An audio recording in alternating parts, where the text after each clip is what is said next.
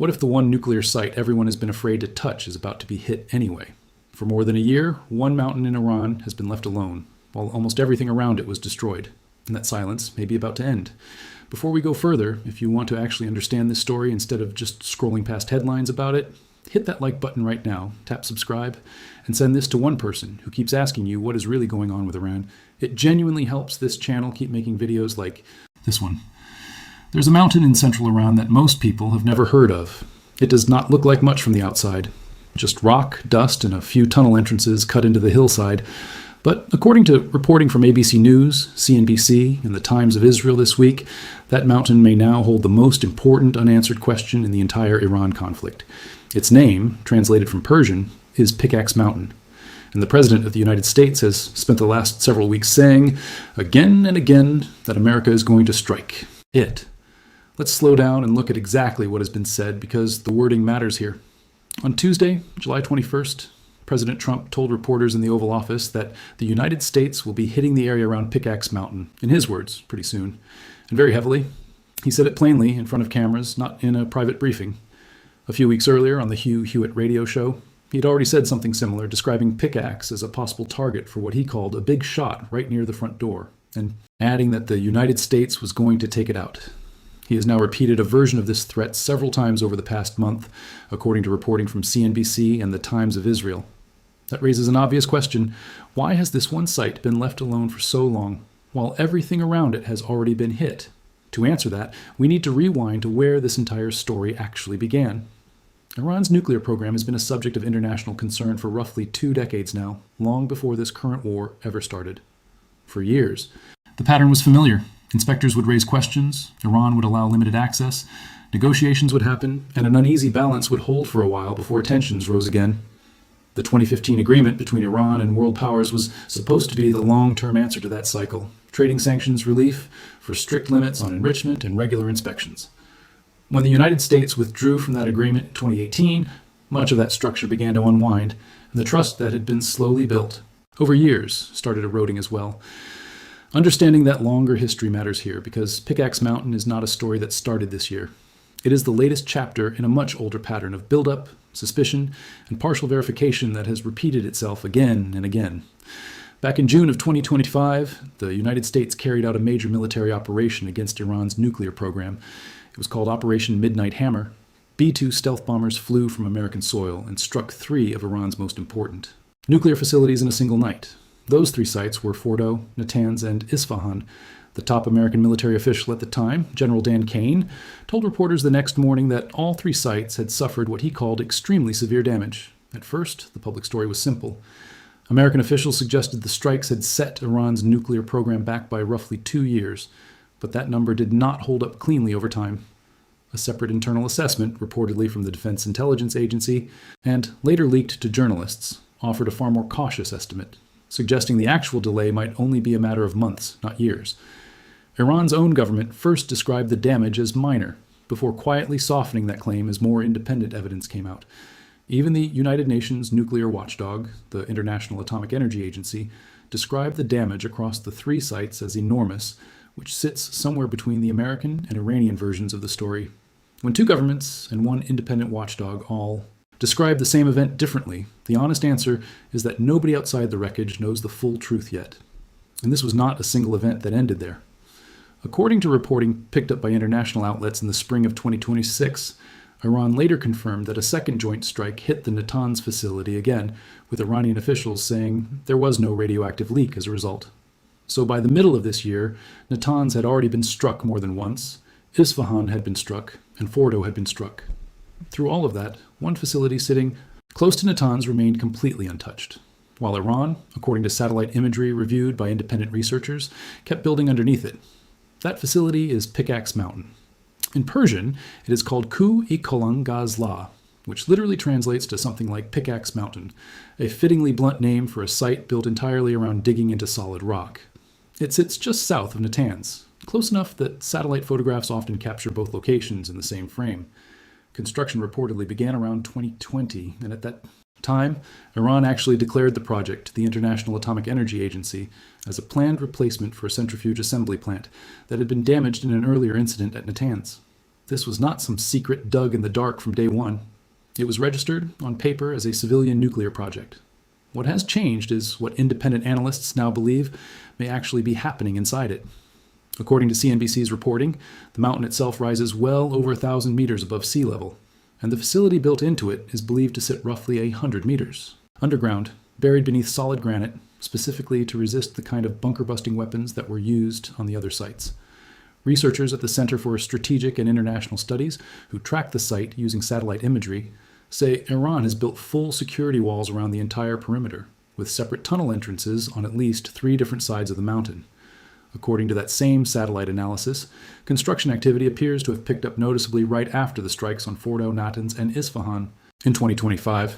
In plain terms, immediately after the other 3 sites were hit, work on the one site nobody had touched yet seemed to speed up.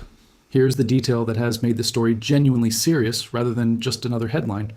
According to reporting from the Wall Street Journal, cited by outlets including ABC News and the Times of Israel, Israeli intelligence has assessed that Iran may have moved thousands of centrifuges into Pickaxe Mountain following the 12-day war in 2025, and that some enriched material may have been relocated there as well. It is important to be careful with this claim because it has not been independently confirmed, and even Trump himself, when asked directly about it, said the reports had not been verified. He also added something worth sitting with. He said that even if centrifuges were moved there, it would not mean much unless Iran also has the enriched material needed to actually use them. Still, if the broader assessment turns out to be accurate, this single mountain may currently hold some of the most sensitive remaining pieces of Iran's nuclear infrastructure, gathered into one location that was built, quite deliberately, to survive exactly this kind of attack. And here is a detail that stands out on its own.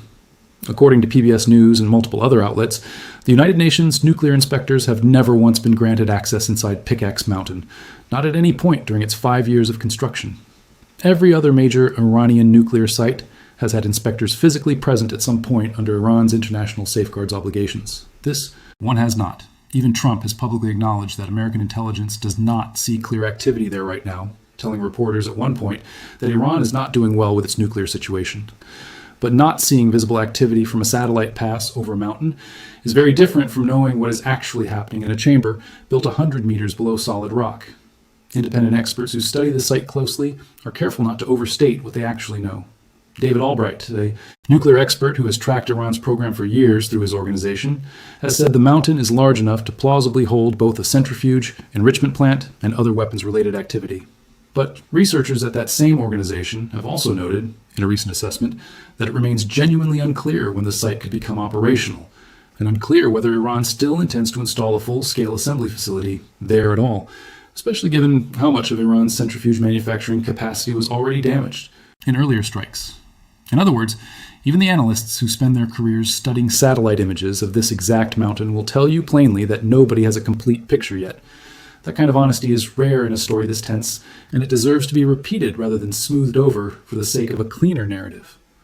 We are now more than 1,500 words in, and if this kind of grounded, source-based breakdown is actually useful to you, do something small for me. Drop a comment with one word, just your honest reaction to what you just heard, curious, worried, or skeptical. It helps this video reach more people who need calm, factual reporting instead of noise, and it takes you 5 seconds. Let's talk about the political and religious backdrop here, because it genuinely complicates the picture. For more than a decade, Iran's official public position was shaped in part by a religious ruling from its longtime supreme leader, stating that nuclear weapons were forbidden under Islamic law. That leader was killed earlier this year in the opening days of this conflict.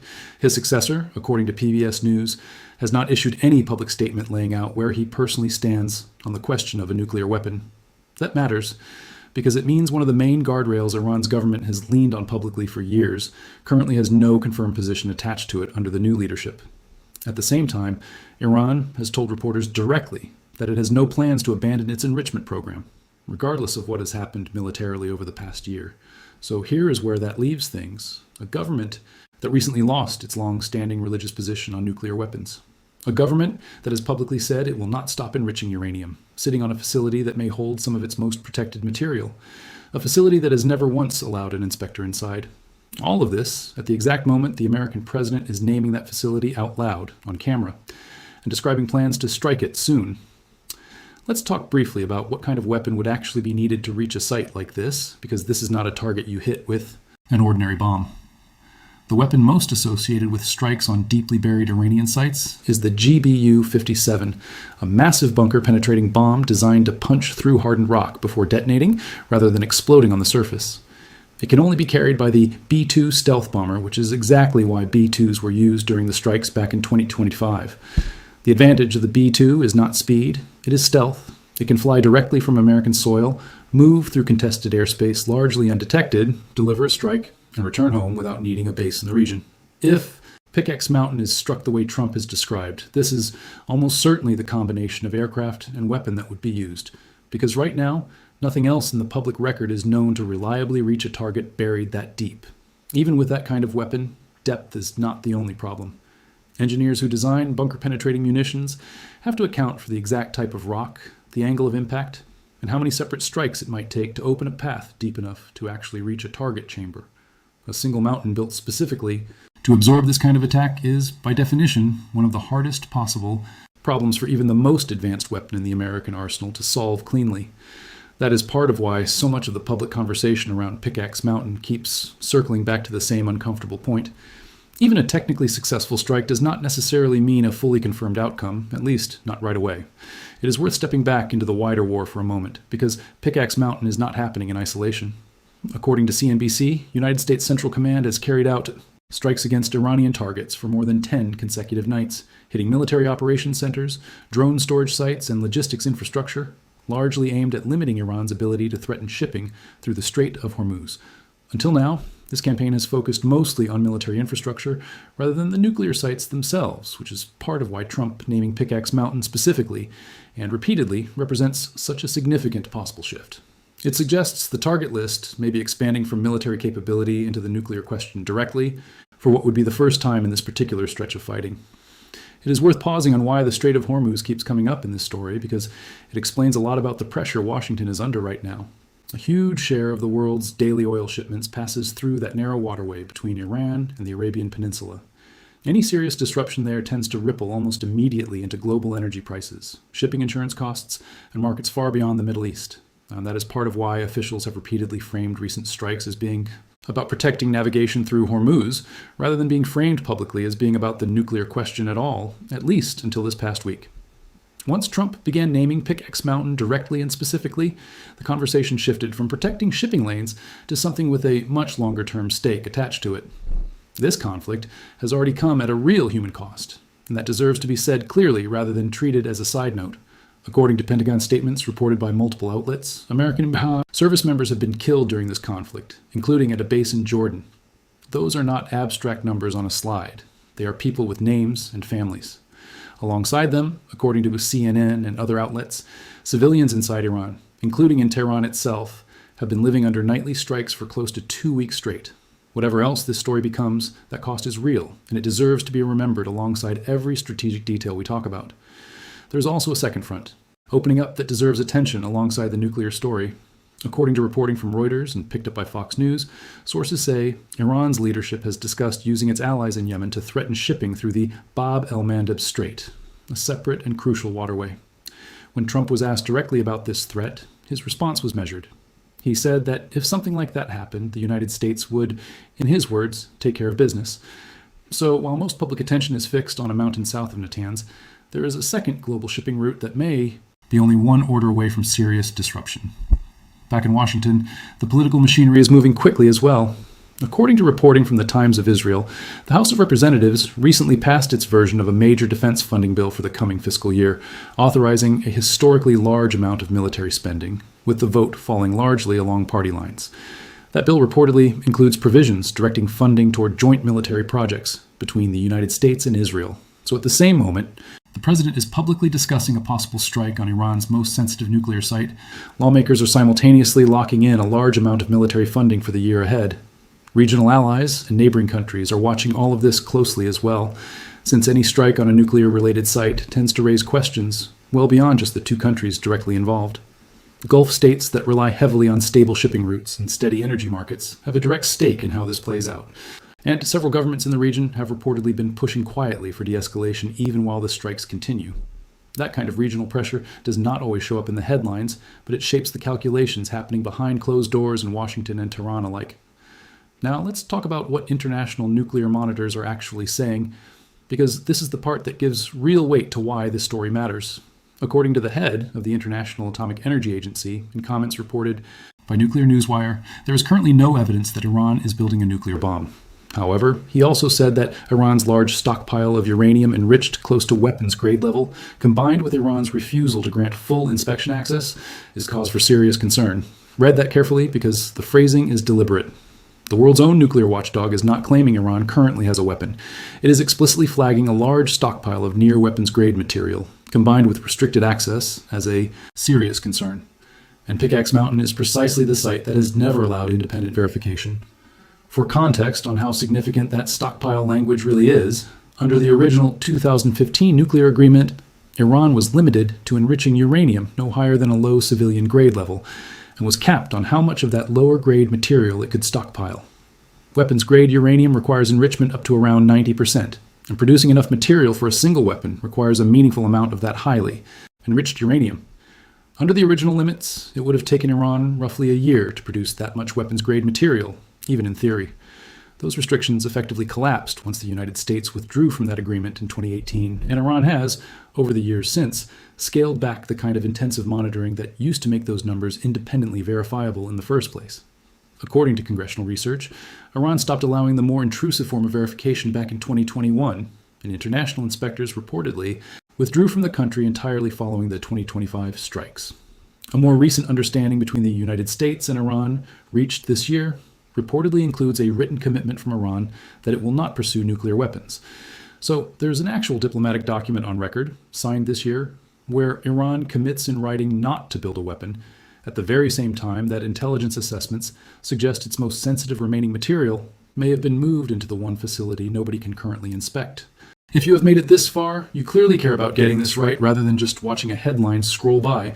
So let's make this simple. Smash that like button if this actually helped you understand the story better than before, and subscribe if you want to keep getting calm, source-based breakdowns like this one instead of noise. So here is where all of this actually leaves us today.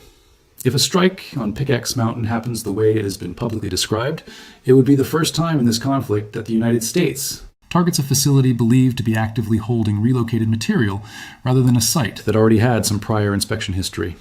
Every earlier nuclear strike on Fordo, Natanz, and Isfahan hit sites that international inspectors had at least some access to at some point in the past. Pickaxe Mountain has never had an inspector inside it, not once in 5 years. Nobody outside Iran's own government can currently confirm with real certainty what is actually inside it. Which means a strike on this specific site would not simply be another night added to an already long campaign. It would be a direct attempt to answer the one question that has remained unresolved this entire time. How close Iran actually remains to a weapon, buried under a mountain that has never been independently verified. There is also a harder question underneath all of this that deserves an honest answer rather than a confident one, even if a strike happens exactly the way it has been described. Facilities built specifically to survive bunker-penetrating weapons are, by design, extremely difficult to fully destroy in a single attempt. The gap between the confident 2-year estimate from 2025 and the far more cautious leaked assessment of only a few months should be a reminder here. If a facility built even deeper into solid rock is struck, the honest answer is that nobody watching from the outside will know the real outcome for weeks, or possibly months, no matter what initial statements come out of Washington or Tehran in the hours right after. So where does this actually go from here? Does a strike on Pickaxe Mountain happen in the coming days, the way the president has repeatedly signaled? Or does it remain, like it has for over a year now, a threat that keeps getting repeated without ever quite being carried out? And if it does happen, does it meaningfully change the direction of this entire conflict? Or does it simply become a fourth site added to a growing list, while the real underlying question about Iran's enriched material stays buried and unverified? With a new supreme leader who has never publicly stated his own position on the exact question his predecessor forbade under religious law, does Iran's internal calculation even shift if this specific mountain is hit? These remain genuinely open questions right now, and depending on what happens over the next few days, this could end up being one of the most consequential moments of the entire conflict so far, or it could become one more threat that gets repeated publicly and then quietly fades, the way several others already have throughout this war. It is worth remembering, too, that public threats and actual military action do not always match up in a conflict like this one. There are reports suggesting Trump has at times told advisors that he prefers to keep adversaries uncertain by making bold public statements, even in cases where he has not fully committed to following through immediately. That does not make the current threat meaningless. It simply means the honest way to watch this story unfold is to pay attention to what actually happens on the ground over the coming days, rather than treating any single statement, however dramatic, as a guaranteed outcome. In a story with this many moving pieces, patience and verification matter more than speed. Every claim in this video is based on reporting from named, independently checkable outlets, including ABC News, CNBC, PBS News, The Times of Israel, Al Jazeera, CNN, and congressional research records, along with analysis from the Institute for Science and International Security and the Center for Strategic and International Studies. Where information has not been independently confirmed, we have said so directly, because a story this serious deserves accuracy over speed.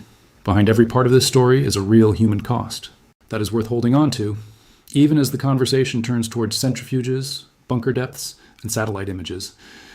Real service members have lost their lives in this conflict. Real civilians across Iran are living through nightly strikes right now. Real workers across the wider region are dealing with the fallout of a war most of them never asked to be part of. Whatever ultimately happens to Pickaxe Mountain in the days ahead, that human cost keeps building quietly behind every single headline, and it deserves to be remembered right alongside the strategy, the satellites, and the politics, not set apart from it. Stories like this one rarely end cleanly. They tend to move forward in small, uneven steps. A threat here, a strike there, a claim that gets walked back weeks later once independent evidence finally catches up. The honest thing to do, as a viewer trying to actually understand what is happening in the world, is to keep watching the verified details, rather than the loudest headline of any given day. Pickaxe Mountain may end up becoming a turning point in this conflict, or it may end up becoming another chapter in a story that keeps repeating the same warning without ever fully resolving it. Either way, the facts on the ground, not the noise around them, are what will actually decide how this ends. And that is exactly why stories like this deserve careful attention rather than quick assumptions.